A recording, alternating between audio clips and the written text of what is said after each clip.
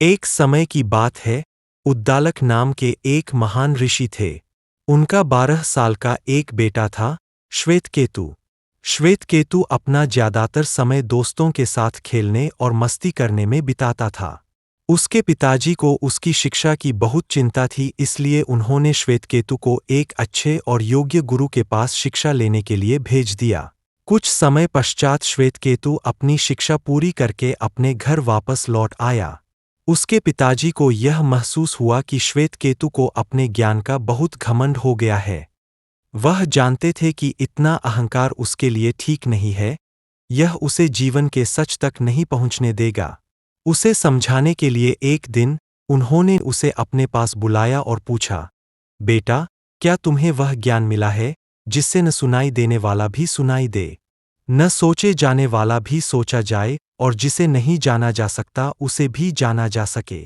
श्वेतकेतु के पास अपने पिताजी के इन सवालों का जवाब नहीं था।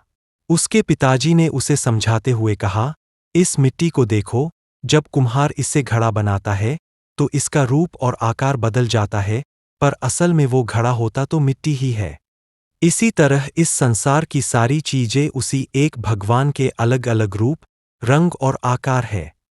सबके मूल में वही एक भगवान है। जिस तरह मिट्टी के बिना घड़ा नहीं हो सकता, उसी तरह भगवान के बिना ना तो यह संसार हो सकता है और ना ही इस संसार की कोई चीज।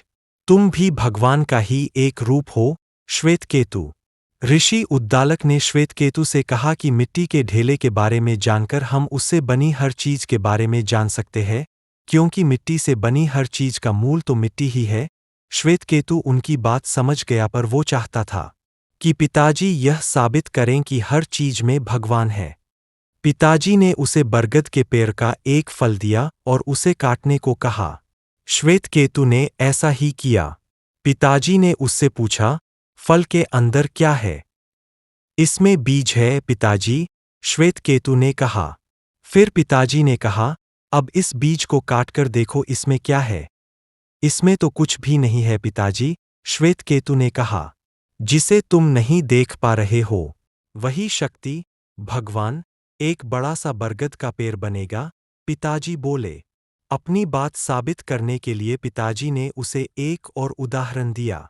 उन्होंने श्वेतकेतु को पानी से भरे एक बर्तन में थोड़ा नमक डालकर मिलाने को कहा। फिर पिताजी ने श्वेतकेतु से पूछा, क्या तुम पानी में नमक देख सकते हो? नहीं पिताजी, श्वेतकेतु ने कहा। पर नमक का खारापन पानी की हर बूंद में है। ठीक इसी तरह संसार की हर छोटी से बड़ी चीज में भगवान है। वो मुझ में भी है और तुम में भी है, श्वेतकेतु। श्वेतकेतु ने अपने पिताजी की शिक्षा के गहरे सत्य को समझते हुए यह अनुभव किया कि भगवान सभी चीजों में है, खुद उसके अंदर भी। यह कहानी हमें सिखाती है कि संसार की हर चीज में भगवान है। हम उन्हें देख नहीं सकते, पर हर चीज में उन्हें महसूस कर सकते हैं। अगर आपको यह ज्ञानवर्धक कहानी अच्छी लगी हो तो वीडियो को लाइक, शेयर और सब्सक्राइब करें। आगे एक नई कहानी के साथ मिलते हैं। जय श्री कृष्ण।